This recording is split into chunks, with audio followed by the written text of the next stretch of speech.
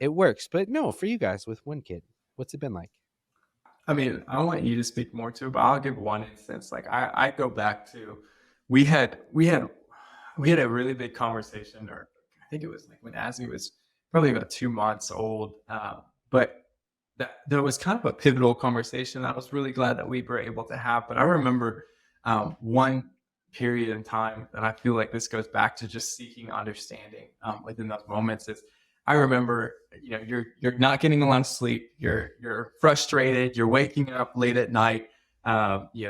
Christian told me multiple times how she just wants to punch me as I'm sleeping there, kind of thing.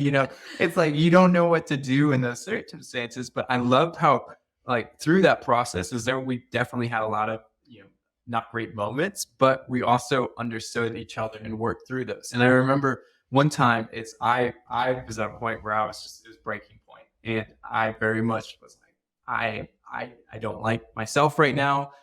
This baby won't stop crying, because our son had hit something that's wrong with his stomach, and so he was just crying, feeding or sleeping, and that was it. And it was a breaking point for me.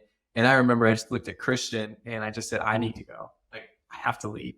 And I was so happy that in that moment, my wife didn't look at me and say, you have a 2-month-old right here. I've been up with him. You're not going anywhere. No, she looked at me and she just grabbed our son out of my hands and just said, go.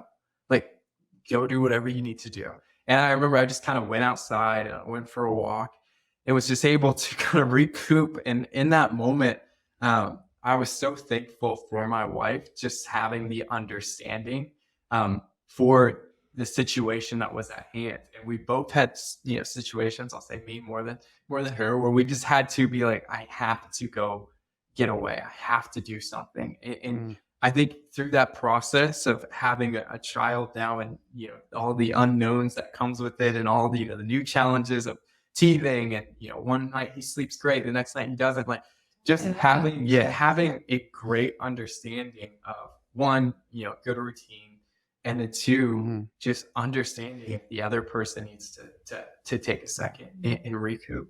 The verse that comes to mind is where it talks about, and God made them male and female. He made them, and understanding the distinguishing factors that happens when you bring not only a couple, but a mother and a father to a situation, and the necessity of both. Like, there are things that only I can give Azzy in this season, but then I know there's things that only Arden can give him going forward. And the power that brings in raising someone in the image of God, it takes that unification. So fighting for the understanding, fighting for knowing, like, we're working for our marriage, and we're working to raise this little boy who's going to become a young man.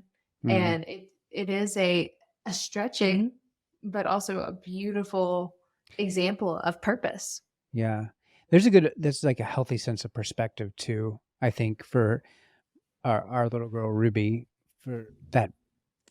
It felt like forever at the time, but like when they're newborn, like the only I was like looking at it, and I was feeling like kind of a certain way about myself, because I only saw like the only value I had for Ruby, because like she's sleeping, she's feeding from her mother, is like really just changing her, like cleaning her diaper. And I never changed a diaper before in my life. But like I took such ownership of that ability. And then but I felt like there will be a time, like I would be aware of the fact, like at some point it's going to change, and like she will be daddy's little girl.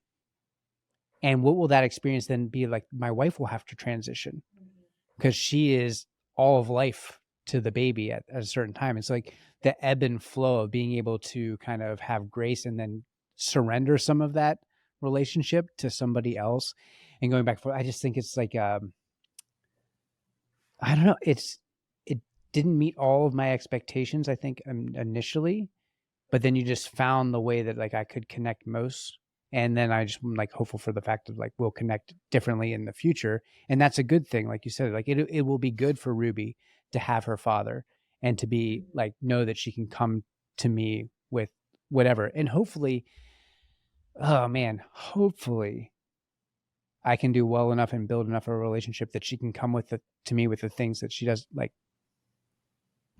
that most people, I guess, would feel uncomfortable with. I immediately, just in that sense, like went back to some of the talk about shame. And Christian, I don't know where all of the shame came from for you, and maybe that's a conversation for a different day, but I would hope that I can provide a safety and a security and a love for my daughter that like will create an atmosphere where she can come to me with things so that she doesn't have to carry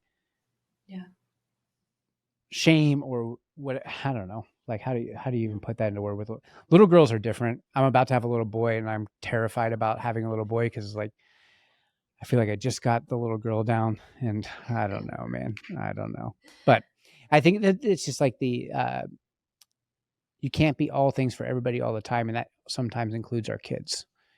And that's hard.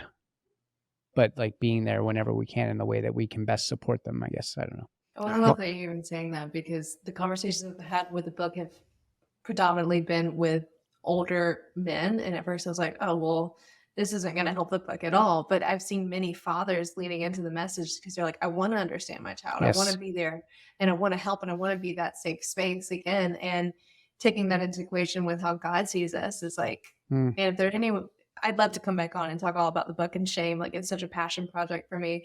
But if anyone is struggling with that, like, hear Corey's heart and know that that's even just a glimpse of the Father's heart. Like, he doesn't want us to go through isolation. He wants us to have that open relationship because he made us, he knit us, he knows what makes and breaks us, and he wants to steward our hearts well. Yeah. So I throw that one in there. Yeah, I mean, for sure. We being earthly parents have that included. How much more does the Heavenly Father, right? You know, it's just a shadow of what the Father's heart is for us. Like,